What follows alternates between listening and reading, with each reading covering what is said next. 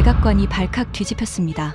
한국 해군이 미국의 승인 없이 잠수함과 소해전단을 호르무즈 해협에 독자 출동시킨 겁니다. 백악관 NSC는 즉각 철수 권고를 보냈습니다. 하지만 한국의 대답은 단 3문장이었습니다. 소해전단은 예정대로 진입한다. 그 충격적인 전말을 지금 공개합니다. 시작하기 전 구독과 좋아요, 그리고 대한민국 화이팅! 댓글로 한국을 응원해주세요. 새벽 2시 17분이었습니다. 백악관 지하 상황실로 내려가는 엘리베이터 안에서 저는 넥타이를 매고 있었습니다. 손이 떨린 건 아닙니다. 22년간 CIA에서 일하고 7년째 NSC에 앉아있는 사람이 새벽 긴급 소집에 손이 떨리진 않아요. 다만 엘리베이터 문이 열리기 전에 울린 두 번째 전화. 그 전화의 내용이 제 심장을 한 박자 늦게 뛰게 만들었습니다. 호르무즈 해협이 막혔습니다. 제 이름은 데이비드 윌슨입니다. 백악관 국가안보회의 NSC 아시아 담당 선임보좌관이죠. 제가 왜 아시아 담당인데 중동 사태의 새벽 소집을 받았는지 그건 조금 뒤에 말씀드리겠습니다. 지금은 그날 새벽 상황실 문을 열었을 때의 광경부터 이야기해야 합니다. 상황실은 이미 전쟁터였습니다. 16개 모니터가 벽면을 채우고 있었고 그중 절반이 페르시아만 실시간 위성 영상을 보여주고 있었죠. 나머지 절반에는 CNN, BBC, 알자지라 생방송이 동시에 돌아가고 있었습니다. 테이블에는 종이컵이 이미 6개 쌓여 있었고 커피 냄새와 긴장감이 뒤엉켜서 공기가 텁텁했습니다. 중동 담당 선임 보좌관인 캐서린 밀러가 가장 먼저 저를 봤습니다. 그 사람 눈 밑에 다크서클이 내려와 있었는데 평소에 안 그런 사람이거든요. 그걸 보는 순간 이게 보통 일이 아니라는 걸 느꼈습니다. 데이비드, 빨리 와. 이란이 호르무즈에 기뢰를 깔았어. 기뢰요? 캐서린이 메인 스크린을 가리켰습니다. 위성 영상에 호르무즈 해협이 떠 있었는데 해협 위에 빨간 점들이 찍혀 있었어요. 이란 혁명수비대 해군 소속 고속정 6척의 이동 경로였습니다. 12시간 전부터 야간에 해협을 오가며 뭔가를 투하하는 적이 포착됐다는 거였죠. 정확히는 기뢰 의심 물체입니다. 아직 확인은 안 됐어요. 국방부 연락관인 토머스 대령이 보충했습니다. 키가 크고 어깨가 넓은 사람이었는데 목소리는 항상 낮고 차분했죠. 하지만 그날은 그 차분한 목소리에 긴장이 실려 있었습니다. 하지만 이란이 오늘 아침 공식 발표를 했습니다. 호르무즈 해협 인근 해역에서 대규모 기뢰전 훈련을 실시한다고요. 훈련이라는 명목이지만 실질적으로는 경고입니다. 저는 의자에 앉으면서 테이블 위에 브리핑 자료를 집어들었습니다. 첫 페이지에 숫자 하나가 크게 찍혀 있었어요.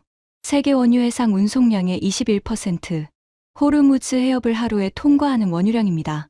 하루 평균 유조선 20척, 여기에 LNG 운반선, 컨테이너선까지 합하면 하루 수십 척이 이 폭 38km짜리 바닷길을 지나갑니다. 그런데 실제로 선박이 다닐 수 있는 항로는 암초와 얕은 수심을 빼면 고작 3km도 안 돼요.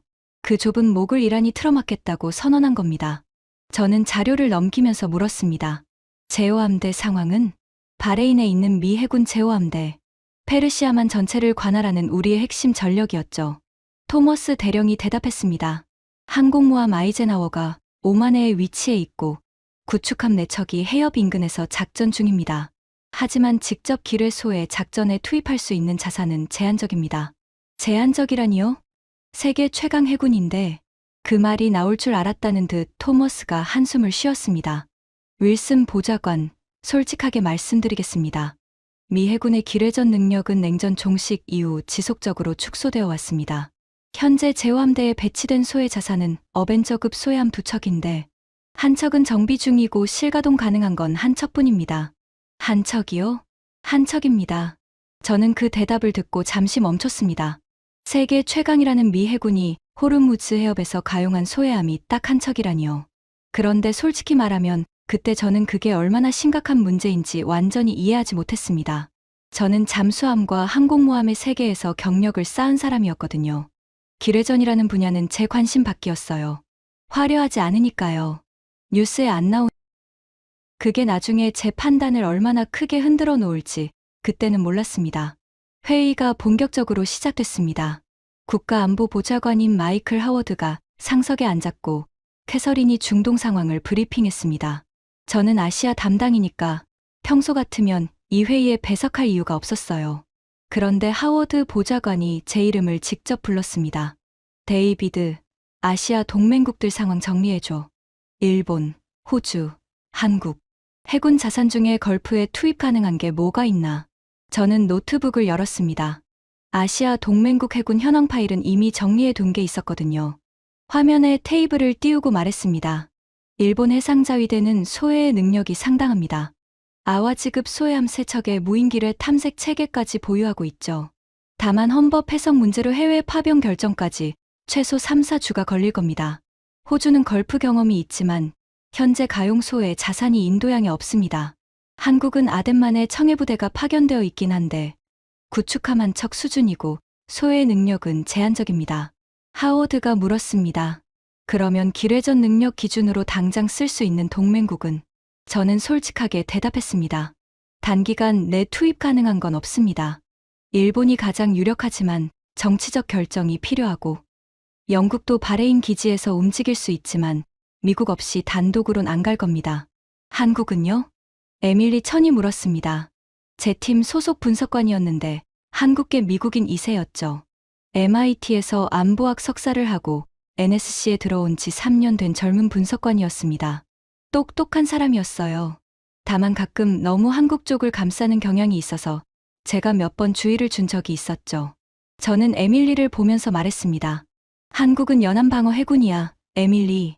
핵잠수함도 없고 원양 작전 경험도 제한적이고 아덴만 호송 작전 정도가 해외 경험의 전부야. 호르무즈 기뢰전은 한국 해군 수준을 넘는 작전이야. 하지만 한국 해군의 기뢰전 능력은 세계 최상 위급으로 평가됩니다. 북한 기뢰 위협에 대응하면서 수십 년간 축적된 역량이 있고 원상급과 양양급 소해함의 성능은 미 해군 내부 평가에서도 높은 점수를 받고 있습니다. 에밀리의 목소리는 차분했지만 단호했습니다. 저는 고개를 저었습니다. 그건 한반도 연안 작전 기준이야. 페르시아만에서 단독 작전하는 건 다른 문제야. 그리고 솔직히 말하면 한국은 이 테이블에서 논의할 수준의 플레이어가 아니야. 미국이 판을 짜고 동맹국들이 역할을 분담하는 구조에서 한국의 역할은 방위비 분담금을 제대로 내는 거지. 호르무즈에 함대를 보내는 게 아니거든. 회의실이 잠깐 조용했습니다. 에밀리가 입술을 꽉 다물었는데 뭔가 더 말하고 싶어 하는 게 보였지만 참았어요. 하워드 보좌관이 정리했습니다. 좋아. 일단 동맹국 활용은 일본을 우선으로 추진하고 한국은 아덴만 청해부대, 역할 확대 정도로 검토하자. 데이비드, 서울 채널 통해서 한국 쪽 의향 타진해봐. 단, 우리가 요청하는 형태로. 한국이 알아서 움직이게 하지 말고. 알겠습니다. 저는 메모를 적으면서 속으로 생각했습니다. 한국이 알아서 움직일 리가 없지. 29년 전 제가 CIA 동아시아 데스크에 처음 앉았을 때부터 한국은 항상 그랬습니다. 미국이 가라고 하면 가고 서라고 하면 서는 나라. 동맹이라는 이름 아래 미국의 결정을 기다리는 나라. 그게 제가 아는 한국이었어요. 22년 동안 한 번도 예외가 없었습니다. 그런데 이틀 뒤에 저는 완전히 다른 현실을 마주하게 됩니다. 위기 발생 사흘째였습니다. 상황은 빠르게 악화되고 있었어요. 호르무즈를 통과하는 유조선 수가 하루 20척에서 11척으로 다시 6척으로 줄었습니다. 런던의 로이즈 보험 시장이 호르무즈 통과 유조선에 대한 전쟁 위험, 보험 인수를 전면 중단한다고 발표했거든요. 보험이 끊기니까 선주들이 배를 못 보내는 겁니다. 유가가 미쳤습니다. 이틀 만에 배럴당 17달러가 올랐고 셋째 날에는 두바이 기준 156달러를 찍었습니다. 백악관 경제팀에서 비상이 걸렸고 대통령 1일 브리핑에서 호르무즈가 첫 번째 의제로 올라갔죠. 그런데 세계는 움직이지 않았습니다. 미국은 이란과의 직접 충돌을 피하려 했습니다. 기뢰 소해 작전은 이란 영해 인근에서 이루어져야 하는데 그건 사실상 군사적 대치를 의미하거든요. 대통령이 직접 라인을 그었습니다. 이란과 전면전 시나리오는 배제한다고요. 영국은 유엔 안보리 긴급회의 소집을 추진하겠다고 했고 프랑스는 유럽연합 차원의 공동성명을 준비하겠다고 했습니다. 러시아는 이란의 자위적 훈련권을 존중해야 한다는 입장을 냈고요. 저는 각국 대응을 정리하면서 한 가지를 깨달았습니다. 모두가 계산을 하고 있었어요. 미국은 선거 리스크를 계산했고 유럽은 에너지 다변화 가능성을 계산했고 러시아는 유가 상승이 자국에 가져다 줄 이익을 계산하고 있었죠. 누구도 손해보는 행동을 먼저 하려 하지 않았습니다. 합리적인 계산들이었어요. 그런데 그 합리적인 계산들 사이에서 바다는 멈춰 있었고 육아는 치솟고 있었습니다. 그날 오후 대통령이 기자회견을 열었습니다. 저는 상황실에서 모니터로 지켜봤는데 기자 하나가 물었죠. 대통령님, 동맹국들의 군사적 지원은 어떤 수준입니까? 대통령이 특유의 제스처를 하면서 답했습니다. 우리는 동맹국들과 긴밀히 협의하고 있습니다. 일본, 영국, 프랑스와 공동 대응 방안을 논의 중이고 조만간 다국적 해상 안보 이니셔티브를 발표할 것입니다. 호르무즈 문제는 결국 미국 주도로 해결될 것입니다. 항상 그래왔듯이요. 한국에 대한 언급은 없었습니다. 당연했죠. 이 판에서 한국의 무게감은 그 정도였으니까요. 하워드 보좌관의 지시대로 저는 서울 주재 대사관을 통해 한국 측에 의향을 타진했습니다. 아덴만 청해부대의 작전 범위를 걸프 해역으로 확대할 수 있는지, 미국의 요청이 있을 경우 소의 자산을 제공할 의향이 있는지요. 외교적 언어로 포장했지만 본질은 간단했습니다. 우리가 부르면 올 준비나 하고 있으라는 거였죠. 한국 국방부의 답변은 하루 만에 왔습니다. 내용은 예상대로였어요. 한미 동맹의 정신에 입각하여 협력할 준비가 되어 있습니다. 구체적인 지원 범위와 방식에 대해 추가 협의를 희망합니다. 저는 그 답변을 보면서 고개를 끄덕였습니다. 역시나 협의를 원한다. 우리의 결정을 기다린다. 22년 동안 본 패턴 그대로였어요. 에밀리에게 파일을 건네면서 말했습니다. 한국 측 답변이야. 예상대로 협력 의향은 있고 우리 요청을 기다리겠다는 거야. 일본 쪽이 먼저 움직이면 한국도 따라올 테니까 일본 라인에 집중하자. 에밀리가 파일을 받아들었는데 뭔가 말하려다 멈칫했습니다. 왜? 아니요. 다만 한국해군 정보부에서 비공식 채널로 온 건이 하나 있는데요. 호르무즈해저 지형 분석 데이터를 공유할 의향이 있다는 내용입니다. 한국 조선소 축적 항해 데이터 기반이라고 하는데요. 나중에 보자. 지금 우선순위가 아니야. 에밀리가 고개를 끄덕였지만 그 눈빛이 개운치 않아 보였습니다. 나중에 생각하면 그때 에밀리의 말을 들었어야 했어요.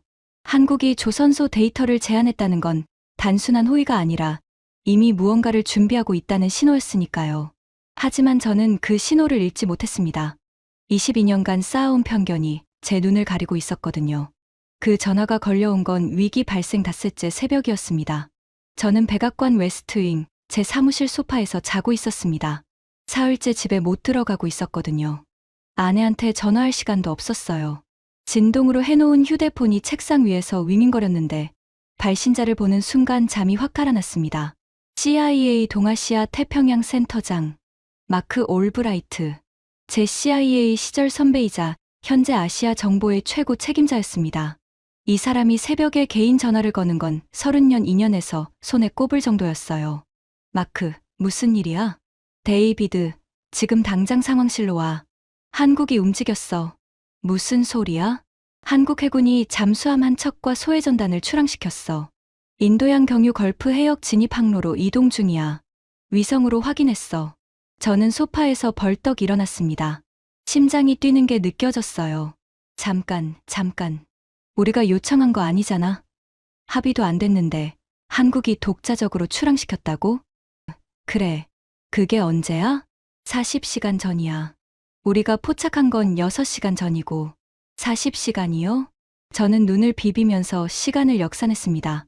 40시간 전이면 우리가 한국에 의향 타진 공문을 보내기도 전이었습니다. 한국이 우리 공문을 받고 움직인 게 아니라 공문이 도착하기도 전에 이미 출항한 거였어요. 머릿속에서 경보가 울렸습니다. 이건 동맹 프레임 안에서의 행동이 아니었어요. 미국의 요청도 허가도 협의도 없이 한국이 독자적 판단으로 군사 자산을 이동시킨 겁니다. 제가 22년 동안 한국을 분석하면서 단 한 번도 본 적 없는 패턴이었어요. 상황실에 뛰어들어갔을 때 이미 하워드 보좌관과 캐서린, 토머스 대령이 와 있었습니다. 메인 스크린에 인도양 위성 영상이 띄워져 있었는데 아라비아의 한가운데 2개의 점이 찍혀 있었습니다. 토머스 대령이 브리핑했습니다. 한국 해군 소해함 2척이 인도양을 횡단 중입니다. 현재 위치는 아라비아의 중부. 속도 16노트 기준으로 아부다비 도착 예상 시간은 이틀 후입니다.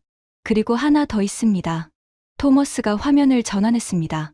잠수함입니다.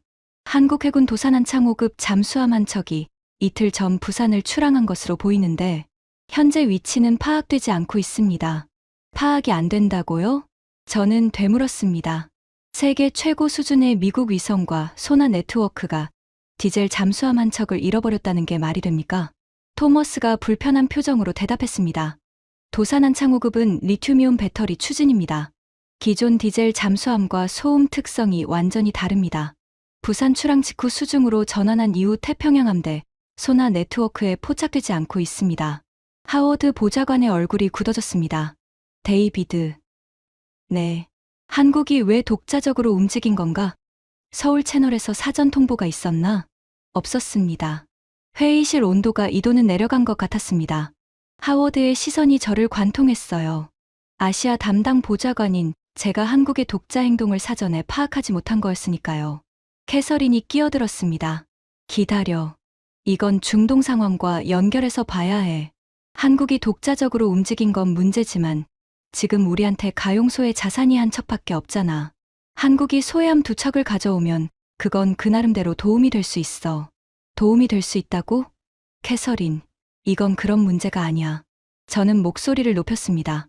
솔직히 말하면 속이 부글부글 끓고 있었어요. 한국이 미국과 협의 없이 걸프에 군사 자산을 보내는 건 동맹 체계에 대한 도전이야. 선례가 만들어지면 일본도, 호주도 독자적으로 움직일 수 있다는 뜻이 되거든. 이건 당장 막아야 해. 어떻게? 서울에 철수 권고를 보내야 합니다. 한국 함대가 걸프에 진입하기 전에 돌려보내야 해요. 저는 단호하게 말했습니다.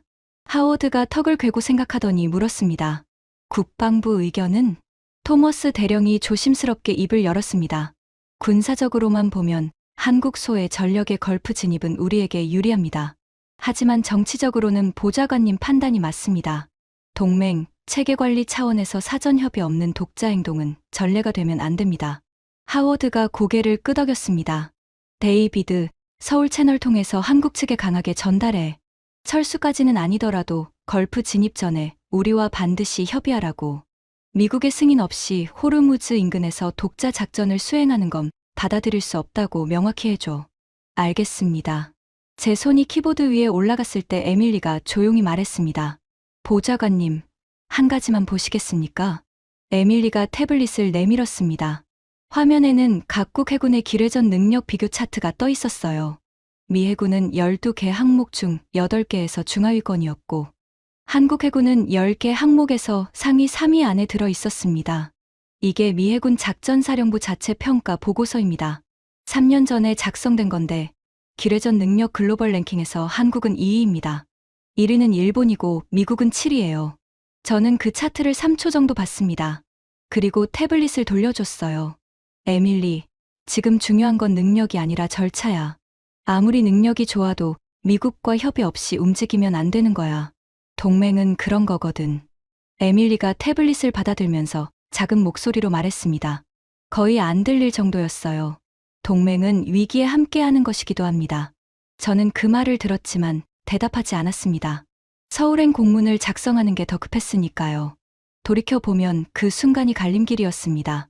에밀리의 태블릿에 있던 그 차트를 제대로 읽었더라면, 한국이 왜 독자적으로 움직였는지를 능력의 관점에서 봤더라면 저는 완전히 다른 판단을 했을 겁니다.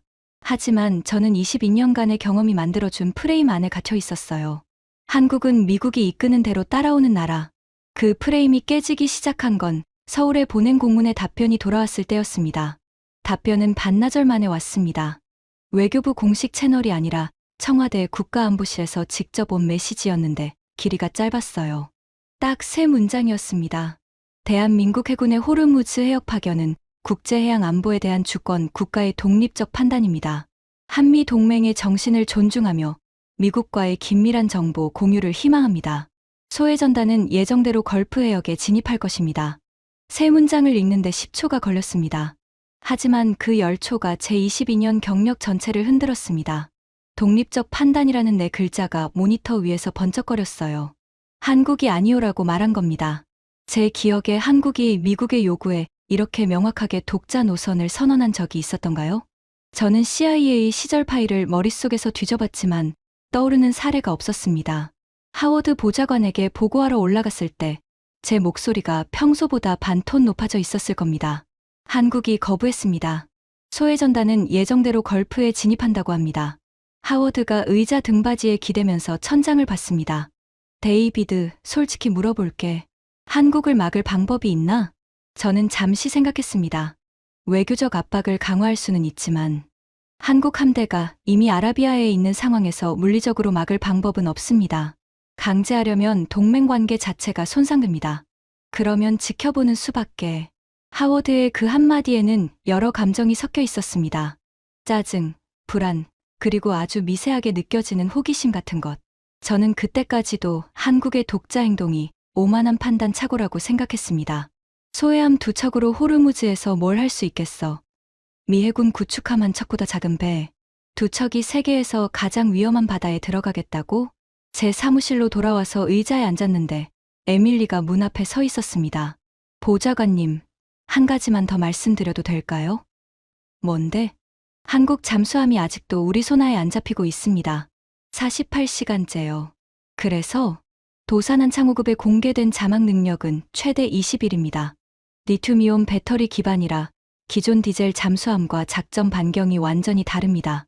만약 이 잠수함이 이미 호르무즈에 도착해 있다면 어떻게 되는 걸까요? 저는 에밀리를 쳐다봤습니다. 그 가정이 머릿속에서 시뮬레이션 됐어요. 미국의 소나망을 뚫고 호르무즈 수중에 이미 진입해 있는 한국 잠수함. 그게 가능하다면 이건 단순한 소외 작전이 아니라 수중 정보전의 시작이었습니다. 하지만 저는 그 가능성을 인정하고 싶지 않았어요. 인정하면 제가 한국에 대해 알고 있던 모든 것이 틀렸다는 뜻이 되니까요. 가능성은 낮아. 디젤 잠수함이 인도양을 횡단해서 호르무즈까지 들어가는 건 핵잠수함이나 할 수 있는 일이야. 한국은 아직 그 수준이 아니야. 에밀리가 고개를 끄덕였습니다. 하지만 그 눈빛은 제 말을 믿지 않는 눈빛이었어요. 이틀 뒤 저는 그 눈빛의 의미를 알게 됩니다.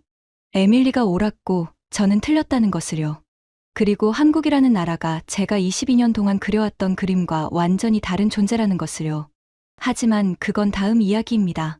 지금 이 순간 백악관 상황실의 모니터에는 아라비아해를 가로지르는 한국 소해함 두 척의 점이 천천히 움직이고 있었고 어딘가 수면 아래에서는 우리가 찾을 수 없는 잠수함 한 척이 소리 없이 전진하고 있었습니다. 미국의 허락 없이요. 한국 소해전단이 아부다비 자이드항에 입항했다는 보고가 들어온 건 그 다음날 오전이었습니다. 토머스 대령이 상황실 스크린에 바레인 제호함대 사령부에서 넘어온 실시간 영상을 띄웠는데 부두에 접안하는 회색 함정 두 척이 보였어요. 함수에 태극기가 걸려 있었습니다. 저는 그 배들을 보면서 첫 번째로 든 생각이 뭐였는지 아십니까? 작다. 진짜 작았어요. 미 해군 알레이버크급 구축함이 9,800톤인데 한국 소해함은 1,000톤이 안 됐거든요. 10분의 1 크기입니다. 제가 경력 내내 다뤄온 것은 항공모함과 핵잠수함과 이지스 구축함이었어요.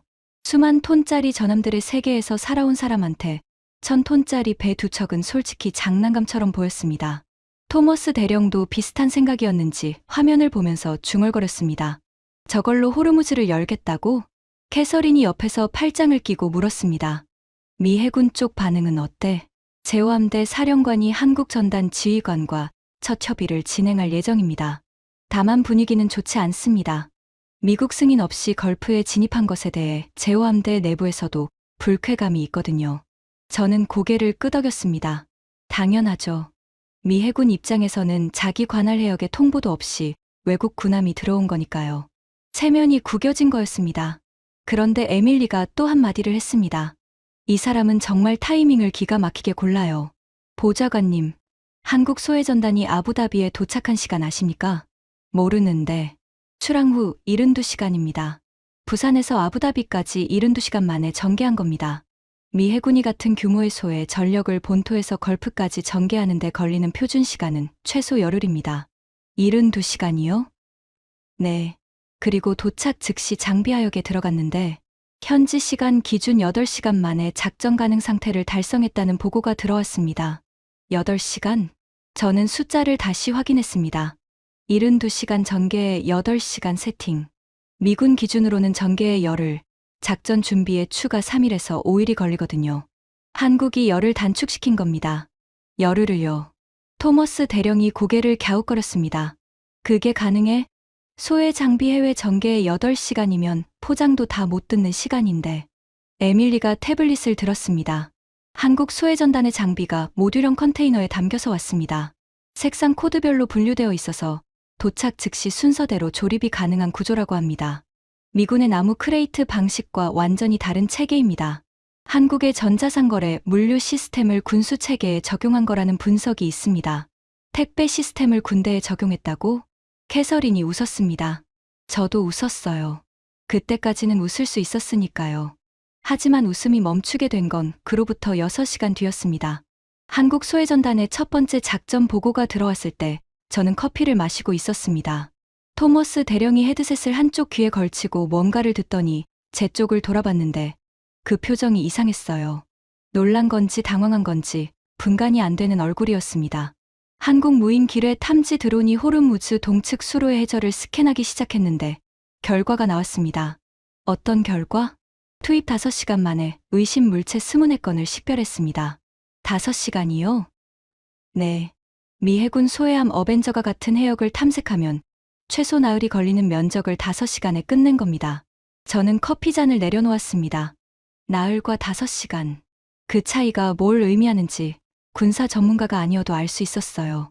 단순히 빠르다는 수준이 아니라 차원이 다르다는 뜻이었으니까요. 에밀리가 추가 정보를 올렸습니다. 한국이 사용한 건 독자 개발 무인 수중기뢰 탐지 드론입니다. 합성 개구 소나와 자기 탐지 센서, 수중광학 카메라가 통합된 체계인데 수심 80m까지 작전이 가능하고 센티미터 단위로 해저를 스캔할 수 있습니다. 소나 해상도가 미 해군 현용 장비의 4배라는 평가가 있습니다. 4배요? 4배입니다. 제 안에서 뭔가가 삐걱거리기 시작했습니다. 작은 배 2척에 실려온 장비가 세계 최강 해군의 장비보다 4배 좋다는 게 말이 됩니까? 하지만 숫자는 거짓말을 하지 않았어요. 5시간 대 나흘. 해상도 4배. 이건 감정으로 부정할 수 있는 게 아니었습니다. 하워드 보좌관에게 보고하러 올라갔을 때 저는 처음으로 한국이라는 단어를 존중의 맥락에서 사용했습니다. 스스로도 의식하지 못한 채로요. 한국 소해전단의 초기 작전 결과가 예상보다 상당히 우수합니다. 상당히 우수. 구체적으로 5시간 만에 의심 물체 24건을 식별했고 미 해군 동급 장비 대비 4배의 탐지 해상도를 보이고 있습니다. 하워드가 눈썹을 올렸습니다. 그래? 그러면 한국한테 데이터 공유를 요청해야 하지 않나? 저는 그 말에 멈칫했어요. 우리가 한국에 데이터를 달라고 요청한다고요?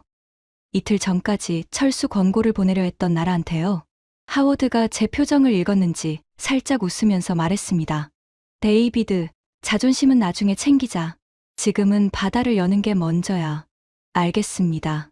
저는 사무실로 돌아오면서 복도에서 에밀리와 마주쳤습니다. 에밀리는 제 얼굴을 보더니 아무 말도 안 했어요. 그냥 고개만 살짝 끄덕이고 지나갔습니다. 그 절제된 반응이 오히려 제 가슴을 찔렀습니다. 내가 틀렸다고 말하지 않아도 우리 둘 다 알고 있었으니까요. 다음 날 상황실에서 벌어진 일은 저를 의자에서 일으켜 세웠습니다. 문자 그대로요. 앉아있다가 일어섰어요. 오전 10시 제호함대 사령부 경유로 한국 소해전단의 2차 작전 보고가 들어왔습니다. 토머스 대령이 브리핑했는데 이번에는 그의 목소리에 감정이 실려 있었어요. 토머스는 30년 군 경력에 감정을 거의 드러내지 않는 사람이었거든요. 한국 해군 UDT, 수중폭파대 요원들이 기뢰 회수 작전에 투입됐습니다. 기뢰 회수요? 제거가 아니라 회수입니다. 수중 47m에서 실물 기뢰에 접근해서 기폭 장치를 비활성화하고 해저에서 분리한 뒤 수면 위로 끌어올렸습니다. 상황실이 조용해졌습니다. 여러분, 기뢰라는 건 건드리면 터지는 무기입니다. 수온, 수압, 자기장, 음향, 어떤 자극에도 반응하도록 설계되어 있어요. 그 옆에 사람이 직접 다가가서 기폭 장치를 손으로 해체한다는 겁니다. 수중 47m, 시야 확보가 거의 안 되는 칠흑 같은 바닷속에서요. 터지면 반경 60m가 초토화됩니다. 팔 하나 길이 안 되는 거리에서 그런 물건을 만지고 있는 겁니다.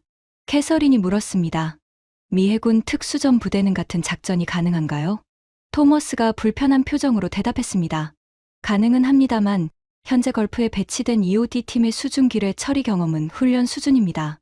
한국 UDT는 서해 북방한계선 일대에서 실전 기뢰 대응 경험이 있습니다. 북한의 기뢰 위협에 수십 년간 대응해온 부대거든요. 거기서 에밀리가 끼어들었습니다. 이번에는 목소리가 평소보다 낮았어요. 보좌관님, 하나 더 있습니다. 한국이 기뢰를 회수한 이유가 있습니다. 단순 제거가 아니라 분해 분석을 하겠다는 겁니다. 분해 분석이요? 기뢰의 제조 번호, 부품 규격, 도장 성분, 기폭 장치 설계까지 전부 분석해서 이 기뢰가 어디서 만들어지고 어떻게 여기까지 왔는지를 역추적하겠다는 뜻입니다. 저는 그 말을 듣는 순간 등에 소름이 돋는 걸 느꼈습니다. 기뢰를 무기가 아니라 증거물로 취급하겠다는 거였어요. 치우는 게 아니라 잃겠다는 거였습니다.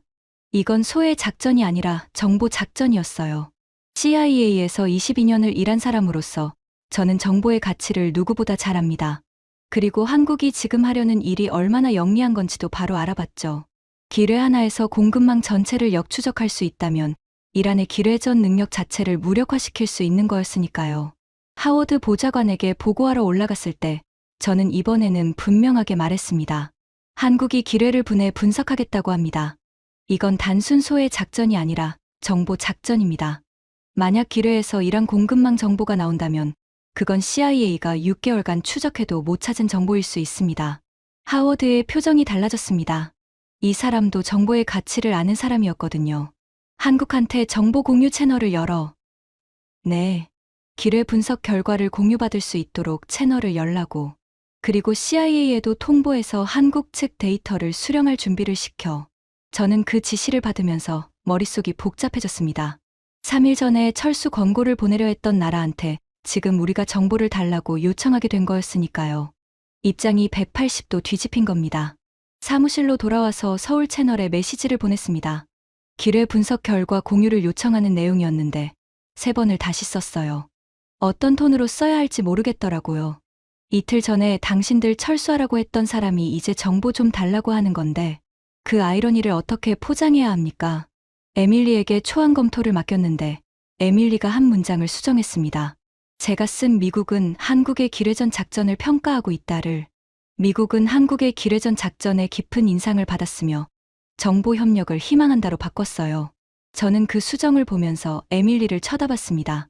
에밀리, 평가하고 있다가 더 적절한 표현이야. 깊은 인상을 받았다는 건 우리가 약자의 위치에서 요청하는 것처럼 보여. 에밀리가 조용히 대답했습니다. 보좌관님, 지금 우리가 강자의 위치입니까?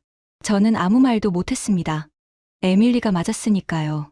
호르무즈에서 기뢰를 건져 올리고 있는 건 한국이었고 그 데이터를 필요로 하는 건 우리였습니다.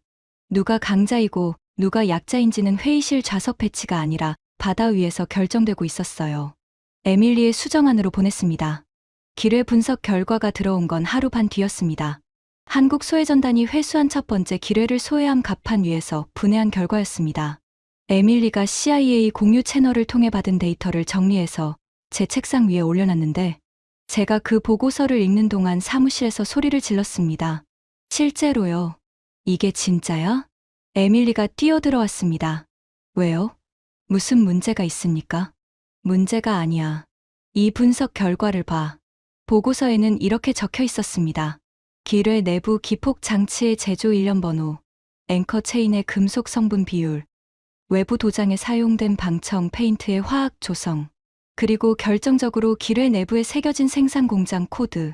한국은 이 데이터를 조합해서 기뢰의 생산 시설, 생산 시기, 하역 항구, 운반 경로까지 역추적해낸 겁니다.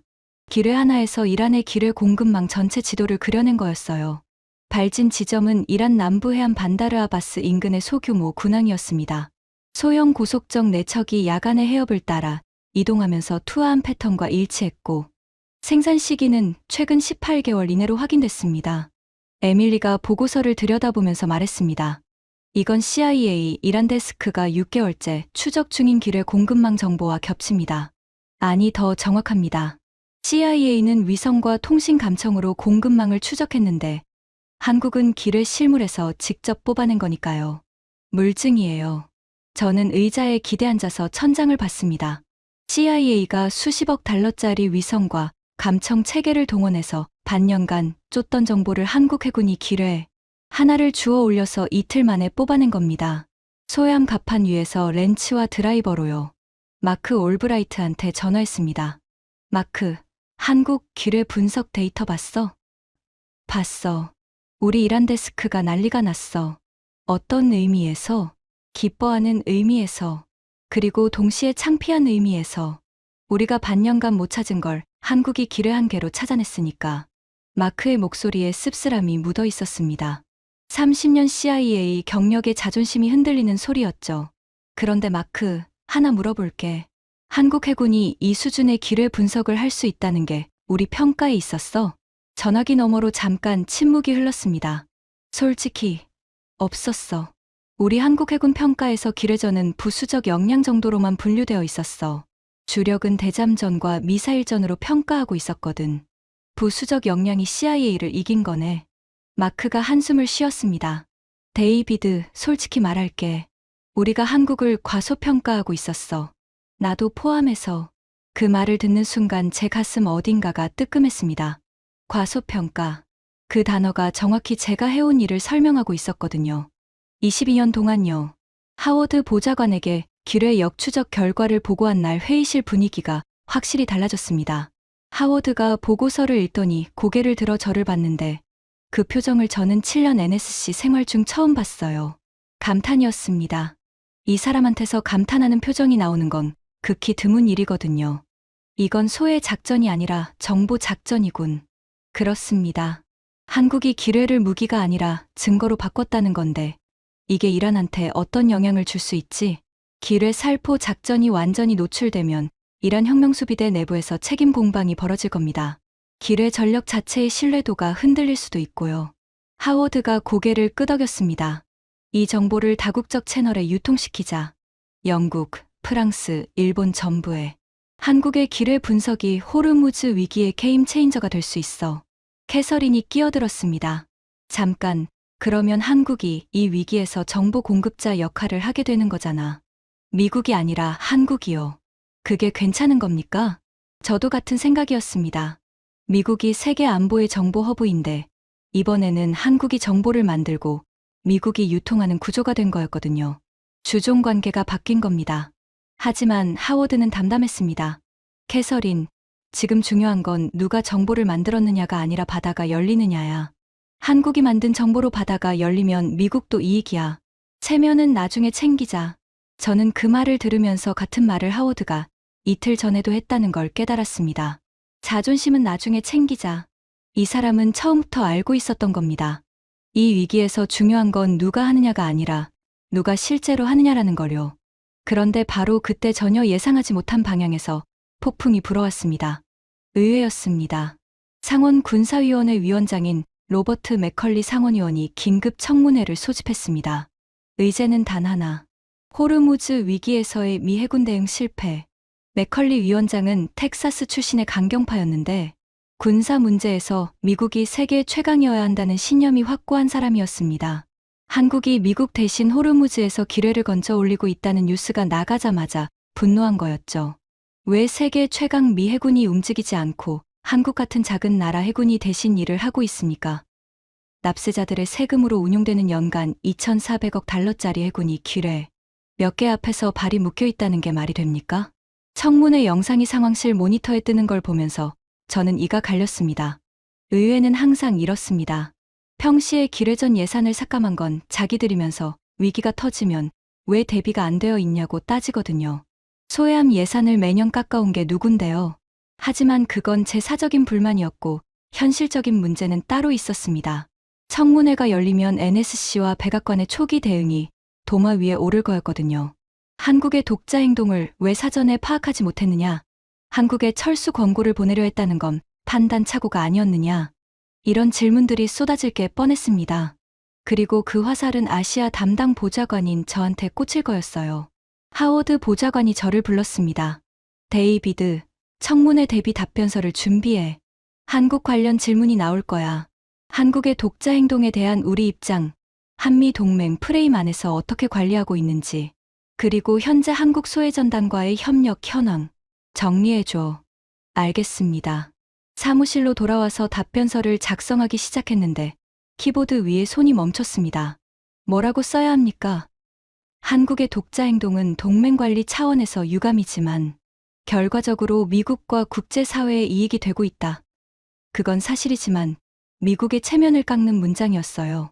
한국의 독자 행동은 사전 협의 없이 이루어진 것으로 향후 재발 방지를 위해 동맹 조율 체계를 강화하겠다. 그건 한국이 잘한 일을 벌주겠다는 뜻이었죠. 에밀리가 커피를 가져다 주면서 제 화면을 봤습니다. 답변서요? 응. 어려우시죠?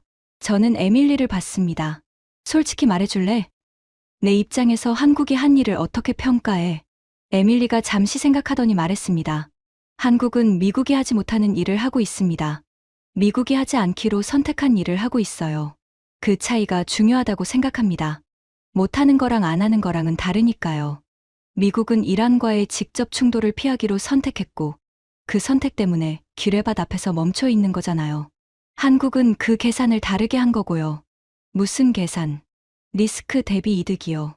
한국에게 호르무즈가 막힌다는 건 경제적 사활이 걸린 문제입니다. 한국은 원유 수입의 70% 이상을 중동에 의존하고 있고 호르무즈가 막히면 정유, 석유화학, 제조업 전체가 멈춥니다. 한국은 자국 경제를 지키기 위해 움직인 거예요. 미국의 허락을 기다릴 여유가 없었던 겁니다. 에밀리의 분석은 날카로웠습니다. 그리고 정확했어요. 저는 한국의 독자 행동을 동맹 이탈로만 봤는데 에밀리는 국가 생존 논리로 본 거였습니다.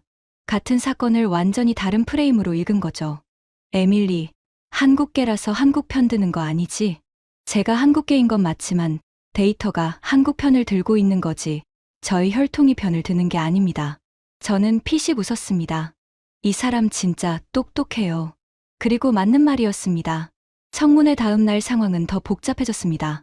대통령이 기자회견에서 한국에 대한 발언을 했거든요. 한국이 작은 배 몇 척을 보낸 건 알고 있습니다. 우리 구축함 한 척이면 저 배 10척은 들어갑니다.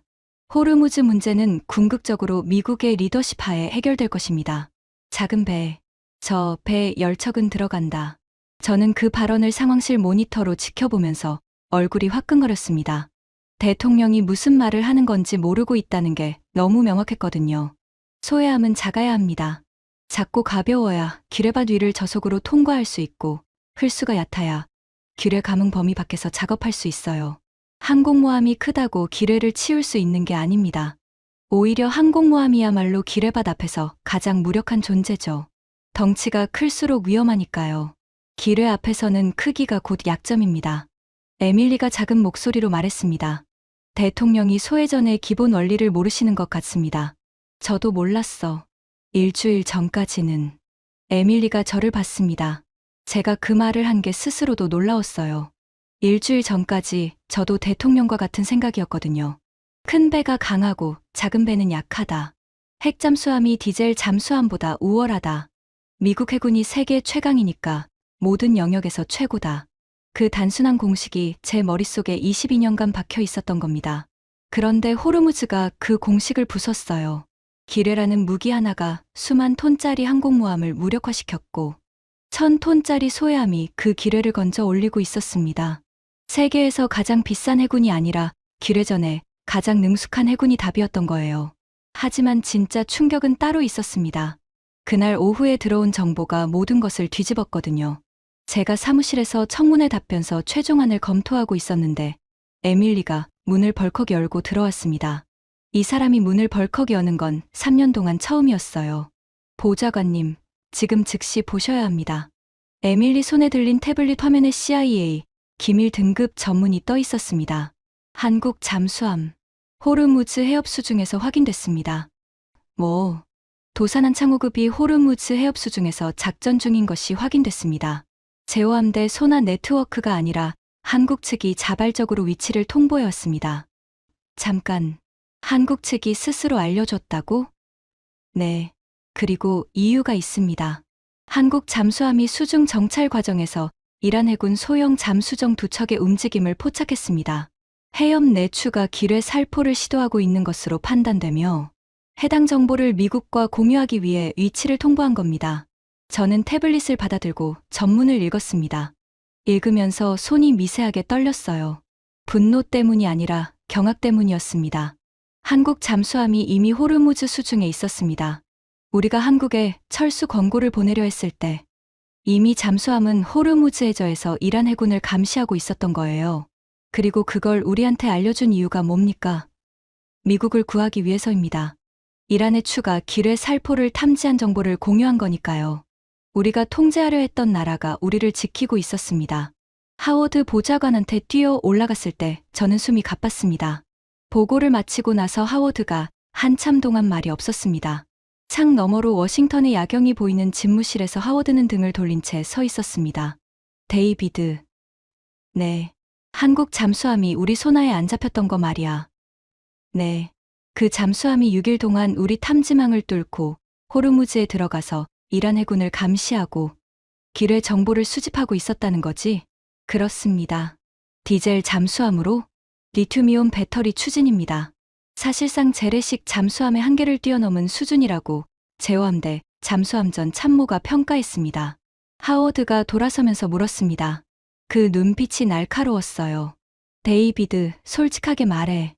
우리가 한국을 잘못 읽고 있었던 거 아닌가? 저는 3초 동안 대답을 고민했습니다. 22년의 경력이 아니오라고 말하라고 했고, 지난 일주일의 경험이 예라고 말하라고 했습니다. 예, 잘못 읽고 있었습니다. 그 대답이 제 입에서 나오는 순간 어깨가 가벼워지는 걸 느꼈습니다. 22년간 짊어지고 있던 확신이라는 짐을 내려놓은 거였으니까요. 그리고 바로 다음 날 전혀 다른 방향에서 불이 붙었습니다. 이번에는 제가 전혀 예상하지 못한 곳에서요. 런던이었습니다. 로이즈 리스트라는 세계 최고 권위의 해운 전문 매체가 특집 기사를 냈는데 군사 이야기가 아니라 조선 산업 이야기로 시작하더군요. 에밀리가 기사를 번역해서 가져왔습니다. 첫 문장부터 강렬했어요. 호르무즈의 기뢰를 치운 나라는 호르무즈의 배를 만든 나라다. 저는 그 문장을 읽으면서 의아했습니다. 배를 만든 나라라니, 그게 무슨 상관이야? 에밀리가 설명했습니다. 호르무즈를 통과하는 초대형 유조선과 LNG, 운반선의 상당 부분이 한국 조선소에서 건조된 배입니다.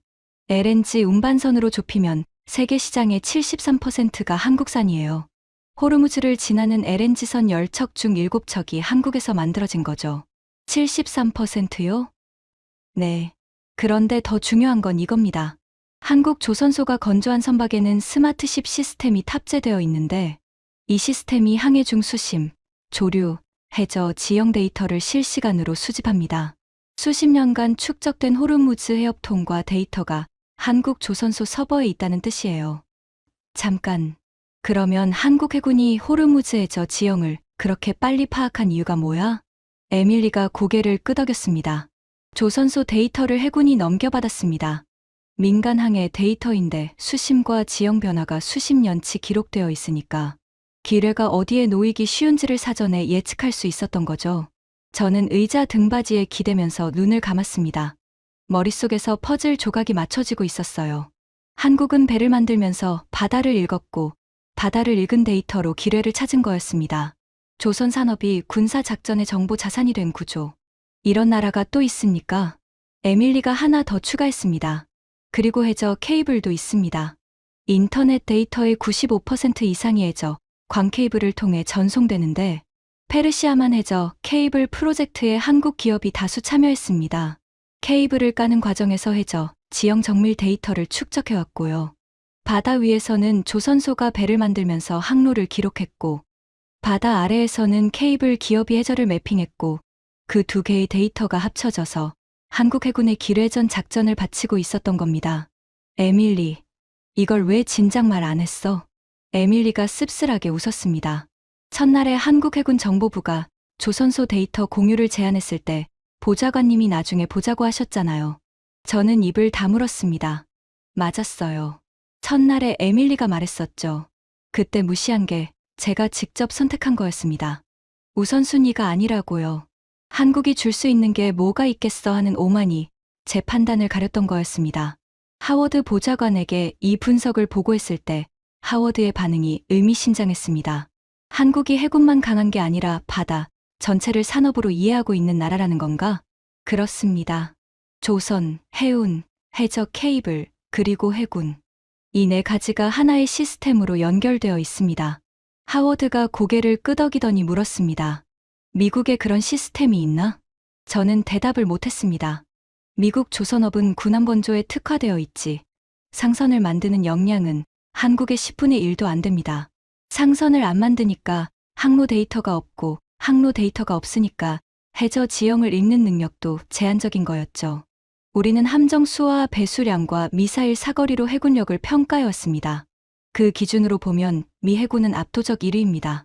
하지만 호르무즈에서 실제로 바다를 열고 있는 건 그 기준에서 한참 뒤에 있는 한국이었어요.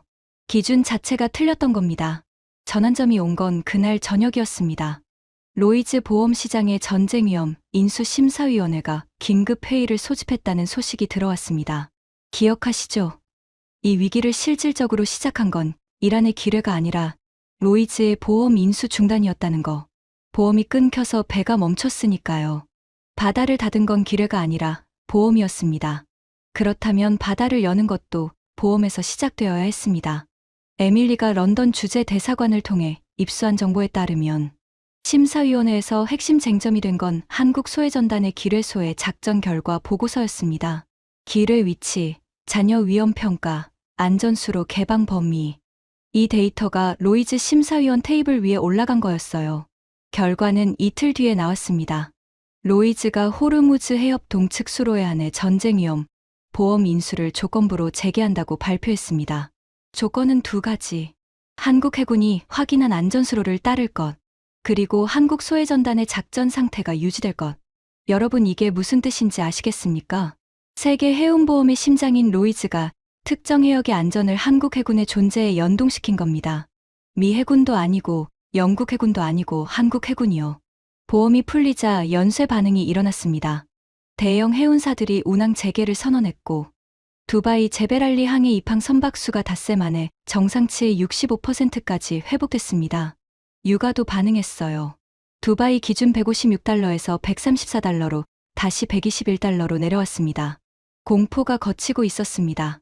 그리고 그 공포를 거둔 건 항공모함이 아니라 소해함이었고 미국이 아니라 한국이었습니다. 대통령 1일 브리핑에서 이 상황을 보고할 때 저는 처음으로 자료 첫 페이지에 한국이라는 단어를 넣었습니다. 이전까지 한국은 항상 기타 동맹국 항목에 묶여서 한두 줄로 언급되는 수준이었거든요. 대통령이 자료를 보다가 물었습니다. 로이즈가 한국 해군의 작전 유지를 보험, 재개 조건으로 걸었다고? 미 해군이 아니라? 그렇습니다. 대통령이 옆에 앉은 하워드를 봤습니다. 하워드가 고개를 끄덕이면서 말했습니다. 사실상 한국 해군의 존재가 호르무즈 해상 교통의 보증 수표가 된 겁니다. 대통령의 표정이 복잡해졌습니다. 바다가 열리는 건 좋은 소식인데 그걸 연 게 미국이 아니라 한국이라는 게 정치적으로는 불편한 현실이었으니까요. 이 상황을 어떻게 관리해야 하지? 하워드가 저를 봤습니다. 제 차례였어요. 두 가지 옵션이 있습니다. 하나는 미안합동 작전 프레임을 만들어서 한국의 성과를 동맹, 체계의 성과로 포장하는 겁니다. 미국이 뒤에서 조율하고 한국이 실행한 것처럼요. 다른 하나는 한국의 독자적 기여를 공개적으로 인정하고 한미 동맹을 쌍방향 파트너십으로 격상시키는 겁니다. 두 번째가 한국이 원하는 거겠지? 두 번째가 사실에 가깝기도 합니다. 그 대답은 일주일 전에 저라면 절대 하지 않았을 말이었습니다. 일주일 전에 저는 첫 번째 옵션을 당연히 추천했을 거예요. 미국이 모든 걸 주도하는 프레임을 유지하는 게 제 일이었으니까요. 하지만 바다에서 벌어진 일이 제 프레임을 바꿔놓았습니다. 미국이 주도했다고 포장하면 세상은 웃을 겁니다. 소해함도 안 보냈으면서 무슨 주도냐고요. 사실을 인정하는 게 오히려 미국의 신뢰를 지키는 길이었습니다. 대통령이 고개를 끄덕였습니다. 하워드, 정리해서 올려줘. 그리고 데이비드. 네. 한국 대통령한테 전화 한 통 해야겠어. 이 상황에서 감사를 표하는 게 맞겠지? 맞습니다. 대통령이 일어서면서 중얼거렸습니다. 작은 배라고 했는데 그 작은 배가 큰일을 해냈네. 그런데 여기서 끝이 아니었습니다. 한국의 기뢰 역추적이 만들어낸 정보가 이란 내부로 흘러들어가면서 예상하지 못한 연쇄의 반응이 시작된 거였습니다. CIA 이란 데스크에서 급보가 들어온 건 그 다음날 아침이었습니다. 마크 올브라이트가 직접 전화했어요. 데이비드, 반다르 아바스에서 폭발이 있었어. 반다르 아바스. 한국 해군이 기뢰 역추적으로 발진 거점을 특정한 바로 그 군항이었습니다. 한국이 회수한 기뢰에서 추출한 정보, 제조 번호, 부품 규격, 하역 항구 데이터. 이 정보가 다국적 정보 공유 채널을 통해 유통됐고 이란 내부에서 심각한 문제를 일으킨 거였습니다. 기뢰 살포 작전이 완전히 노출되면서 혁명수비대 해군 내부에서 책임 공방이 벌어졌다는 거예요. 그리고 그 혼란 속에서 반다르 아바스 기뢰 저장시설 인근에서 원인 미상의 폭발이 발생했습니다. 기뢰 다수가 파손됐고 부두시설 일부가 훼손됐다는 정보였어요. 마크가 말했습니다. 한국이 기뢰를 치운 게 아니라 되돌려보냈다던 알자지라 해설, 기억나? 기뢰 역배송이라고 했죠? 그게 비유가 아니었어. 한국이 기뢰에서 뽑아낸 정보가 이란 내부를 흔든 거야. 미사일 한 발 안 쏘고 적의 전략을 무너뜨린 셈이지. 저는 전화를 끊고 한참 동안 가만히 앉아 있었습니다. 22년 CIA 경력에서 저는 수많은 비밀 작전을 봤습니다. 수십억 달러를 투입한 정보 공작, 수개월간 준비한 사이버 작전, 외교적 암투. 하지만 기뢰 한 개를 주워 올려서 적국의 군사 전략 자체를 붕괴시킨 사례는 본 적이 없었어요. 비대칭 전술이라는 말이 있죠. 약자가 강자를 이기는 방법론. 한국이 지금 그걸 보여주고 있었습니다. 핵잠수함도, 항공모함도, 순항미사일도 없이요. 기뢰 하나와 렌치 하나로요. 에밀리에게 물었습니다. 에밀리, 한국이 이걸 처음부터 계획한 거라고 생각해? 에밀리가 잠시 생각하더니 대답했습니다. 계획이라기보다 체질이 아닐까요? 한국은 70년간 북한의 기뢰 위협 앞에서 살아온 나라입니다. 기뢰를 찾고, 치우고, 분석하는 게 일상인 해군이에요. 그 일상이 호르무즈에서 비일상적인 결과를 만들어낸 거죠. 체질이라. 저는 그 단어를 머릿속에서 굴렸습니다. 체질. 한국이라는 나라의 체질. 전쟁에서 배우고 그 배움을 산업으로 확장하고 산업의 데이터를 다시 군사에 환류시키는 순환 구조. 조선소가 배를 만들고 그 배가 바다를 잇고 바다의 데이터가 해군을 강하게 만드는 생태계. 미국은 그런 생태계가 없었습니다. 군과 산업이 분리되어 있었거든요. 방산업체는 무기를 만들지만 상선을 만들지 않고 상선을 만들지 않으니 바다를 잇지 못하고 바다를 잇지 못하니 기뢰전에서 뒤처지는 거였습니다. 그 깨달음이 온 순간 저는 한 가지를 더 이해하게 됐습니다. 한국이 미국의 허락 없이 독자적으로 출동한 이유를요. 한국은 허락을 구할 시간이 없었던 게 아닙니다. 허락을 구할 필요가 없다고 판단한 겁니다. 자국의 경제 생명선인 해상 교통로를 지키는 건 어떤 동맹의 허락보다 상위의 국가 주권이니까요. 22년 동안 저는 한국을 미국의 허락 안에서 움직이는 나라로 봤습니다. 하지만 한국은 어느 순간 그 프레임을 넘어선 겁니다. 저만 모르고 있었던 거였어요. 그리고 며칠 뒤 제가 전혀 예상하지 못한 서류가 제 책상 위에 올라왔습니다. 에밀리가 가져온 건 아니었어요. 하워드 보좌관이 직접 제 사무실에 들어와서 테이블 위에 NSC 보좌관이 직접 서류를 전달하는 건 극히 이례적인 일이었죠. 이거 봐. 내 개국에서 온 서한이었습니다. 미 해군 작전사령부, 영국 왕립해군본부, 프랑스 해군참모부, 일본 해상자위대 해상망료간부. 저는 발신처 목록을 보고 눈이 커졌습니다. 전부 한국 해군과의 기술 협력 제안입니다. 네 나라가 동시에요. 거의 동시에. 사흘 사이에 전부 들어왔어. 저는 서한을 하나씩 열어봤습니다. 미 해군 작전사령부 발신. 한국의 무인 소해 체계 기술 공유를 요청합니다. 공동 개발이 아니라 기술 공유. 미국이 한국한테 기술을 달라고 한 겁니다. 일주일 전에 작은 배라고 했던 나라가요. 영국은 더 구체적이었습니다. 한국 해군의 기뢰전 교리와 훈련 체계를 자국 해군에 적용하겠다는 내용이었어요. 왕립해군. 넬슨 제독의 후예. 트라팔가 해전의 나라가 한국의 기뢰전 교리를 배우겠다고 한 겁니다. 프랑스는 한국의 모듈형 군수 전개 시스템에 관심을 표명했고, 일본은 서해와 동해 환경에서 축적된 한국의 연안 기뢰전 데이터 교환을 제안했습니다. 하워드가 말했습니다. 데이비드, 세계 해군 역사에서 소해 작전 하나로 4개 강대국이 동시에 기술 협력을 요청한 사례가 있었나? 없습니다. 전례가 없는 거야. 저는 서한을 내려놓으면서 창밖을 봤습니다. 워싱턴의 아침 하늘이 맑았어요. 이 도시에서 22년을 일했는데 이 도시가 한국한테 이런 서한을 보내는 날이 올 줄은 몰랐습니다. 호르무즈라는 바다 하나가 세계의 지도를 바꿔놓고 있었어요. 그리고 그 바다를 연 건 제가 22년간 과소평가해온 나라였습니다. 하워드가 문 앞에서 돌아서면서 말했습니다. 대통령 일일 브리핑에 한국 건너어 동맹 재평가 관점으로 한국을 핵심 안보 파트너로 격상하는 건의안을 같이 올려. 알겠습니다. 하워드가 나간 뒤 저는 한참 동안 의자에 앉아 있었습니다.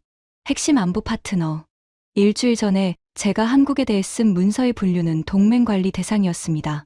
관리 대상에서 핵심 파트너로 그 격차를 한국은 소해함 2척과 잠수함 1척으로 넘어선 겁니다. 건의안을 작성하면서 저는 에밀리를 불렀습니다. 에밀리, 한 가지 물어볼 게 있어. 네. 한국에 대해서 제가 모르는 걸 내가 처음부터 알고 있었잖아. 왜 더 강하게 말 안 했어? 내가 무시할 때. 에밀리가 잠시 생각하더니 대답했습니다. 보좌관님은 22년 경력이고 저는 3년 차입니다. 그리고 솔직히 말하면 저도 확신은 없었어요. 데이터상으로 한국 해군의 기뢰전 능력이 뛰어나다는 건 알았지만 실제로 호르무즈에서 이 정도 결과를 낼 줄은 저도 몰랐습니다. 데이터와 현실 사이에는 항상 간격이 있으니까요. 그래도 첫날부터 한국을 주목했잖아. 에밀리가 살짝 웃었습니다. 저희 아버지가 한국 해군 출신이거든요. 소해함 함장을 하셨어요. 서해 북방 한계선 근처에서요. 저는 멈칫했습니다. 아버지가 소해함 함장이었어? 네. 어릴 때 아버지가 말씀하셨어요. 세상에서 가장 무서운 무기는 눈에 안 보이는 거라고요. 미사일은 보이니까 피할 수 있지만 기뢰는 안 보이니까 피할 수가 없다고요. 그래서 기뢰전이 가장 어렵고 가장 중요한 전쟁이라고요. 저는 에밀리를 보면서 한 가지를 깨달았습니다. 이 사람이 한국 편을 든 게 아니었어요. 아버지한테서 배운 전쟁의 진실을 알고 있었던 겁니다. 보이지 않는 무기를 상대하는 전쟁. 화려하지 않지만 가장 본질적인 전쟁. 그걸 이 사람은 어릴 때부터 알고 있었고 저는 22년 동안 몰랐던 겁니다. 그리고 에밀리의 말이 제 기억 한 구석을 건드렸습니다. 아주 오래된 기억이었어요. 30년도 더 전에 제 할아버지한테서 들은 이야기. 제 할아버지 로버트 윌슨은 한국전쟁 참전 용사였습니다. 미 해군 소해함 USS 피보토에 탑승했던 수병이었죠. 1950년 원산항 상륙 작전에 투입됐었습니다. 할아버지는 전쟁 이야기를 거의 안 하시는 분이었어요. 제가 CIA에 입사했을 때도 축하한다는 말만 하셨지 자기 군 경험을 이야기한 적은 없었습니다. 딱 한 번을 빼고요. 제가 12살 때 할아버지 댁 지하실에서 오래된 사진첩을 발견한 적이 있었습니다. 흑백 사진 속에 젊은 할아버지가 군복을 입고 배 위에 서 있었어요. 옆에 다른 수병 하나가 어깨동무를 하고 웃고 있었는데 사진 아래에 이름이 적혀 있었습니다. 밥과 톰, 원산, 1950점. 할아버지, 이 사람 누구예요? 할아버지가 사진을 보더니 한참 동안 말이 없었습니다. 그러다가 아주 조용한 목소리로 말했죠. 톰이야. 원산에서 함께 근무한 친구야. 지금은 어디 있어요? 할아버지의 눈이 젖었습니다. 제가 할아버지가 우는 걸 본 건 그때가 처음이자 마지막이었어요. 기뢰 때문에 바다에 남았어. 그게 할아버지가 전쟁에 대해 말한 전부였습니다. 원산항, 기뢰, 바다에 남은 친구. 12살짜리 아이한테 그것만으로도 충분히 무거웠죠. 나중에 군사학을 공부하면서 원산항 봉쇄 작전의 전말을 알게 됐습니다. 1950년 유엔군이 원산항에 상륙하려 했는데 북한과 소련이 3,000개 이상의 기뢰를 깔아놓아서 미 해군 함대가 2주 넘게 발이 묶인 사건이었어요. 그 기간에 소해함 여러 척이 기뢰에 피격됐고 수병들이 목숨을 잃었습니다. 할아버지의 친구 톰도 그중 한 명이었던 거였죠. 75년 전 한반도 바다에서 기뢰 때문에 미 해군이 멈췄고 할아버지의 친구가 죽었습니다. 그리고 지금 호르무즈 해협에서 같은 일이 반복되고 있었어요. 기뢰가 바다를 막고 세계가 멈추는 일이요. 그런데 75년 전에는 미국이 기뢰 앞에서 속수무책이었고 지금은 한국이 그 기뢰를 건져 올리고 있었습니다. 할아버지의 친구를 죽인 무기와 같은 종류의 무기를 한국 군인들이 맨손으로 해체하고 있었어요. 수중 47m에서 터지면 반경 60m가 날아가는 물건 옆에서요. 그 연결이 머릿속에서 완성되는 순간 제 눈이 뜨거워졌습니다. 사무실에서 혼자 있었는데 다행이었어요. 에밀리한테 전화했습니다. 에밀리, 한 가지만 확인해 줄래? 한국 소해전단이 호르무즈에서 회수한 기뢰 중에 원산급 소해함이 작전에 투입됐다는 보고가 있었지? 네.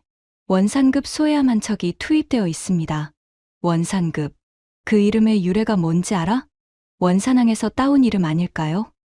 맞아. 1950년 원산항 기뢰 봉쇄 작전.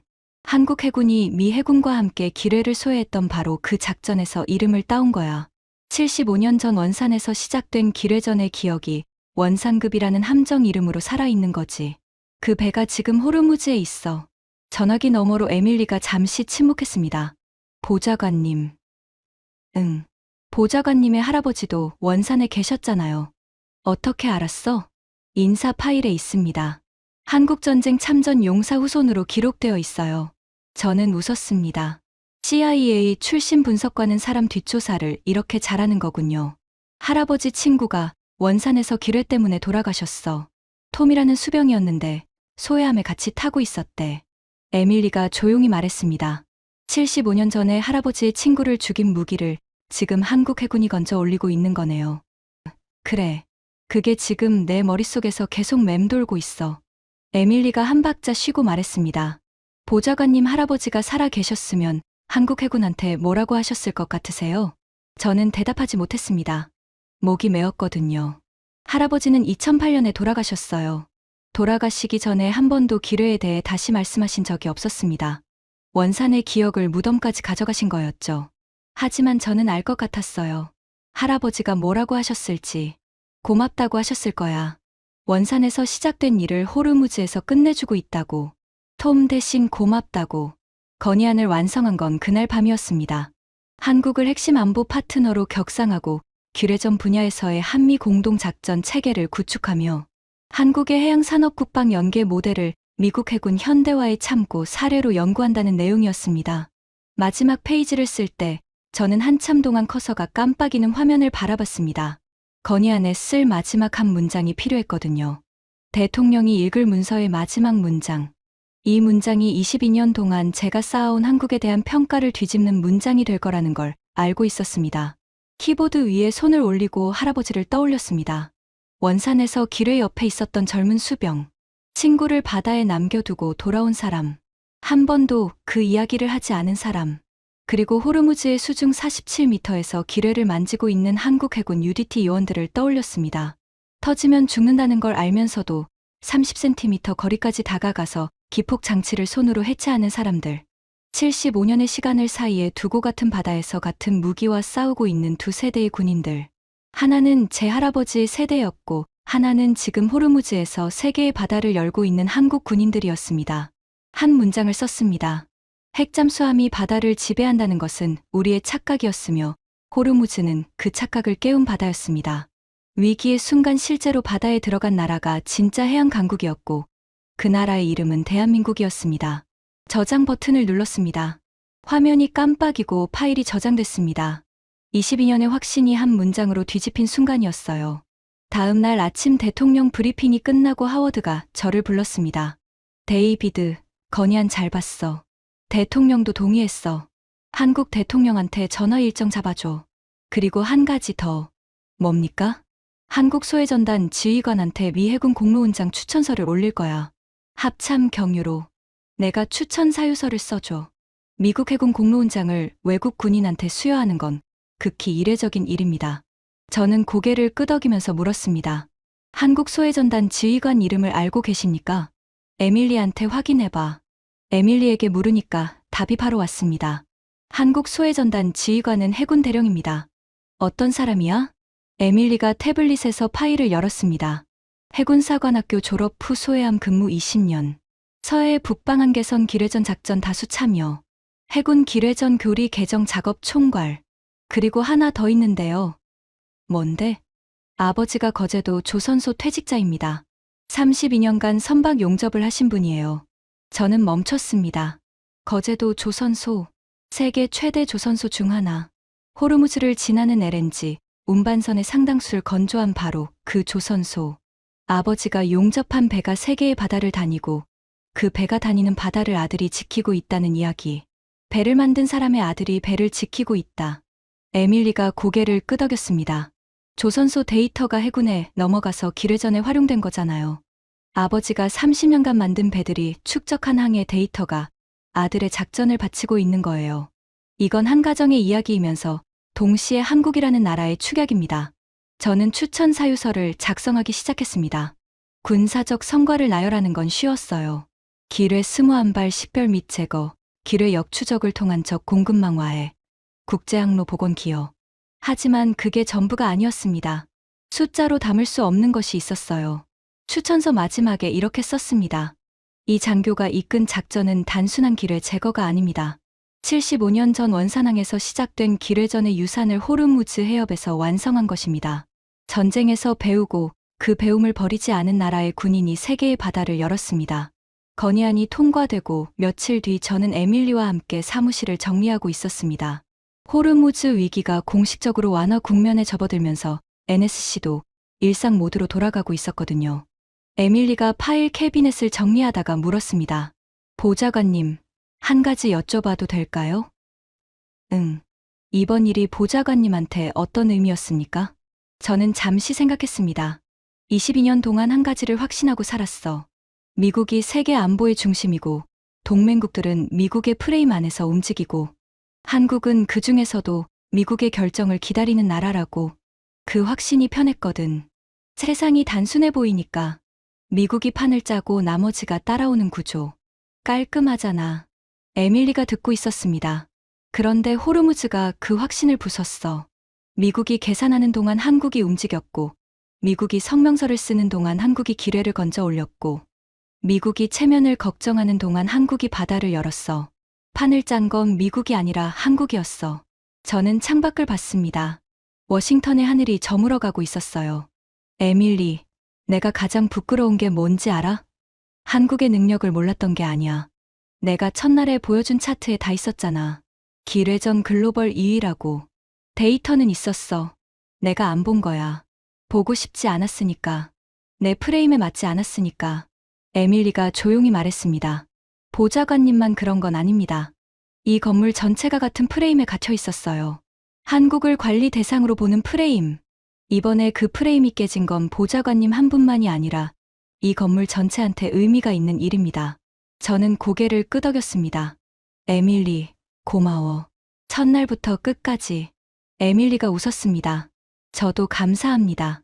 데이터를 들어주셔서요. 늦었지만요. 저도 웃었습니다.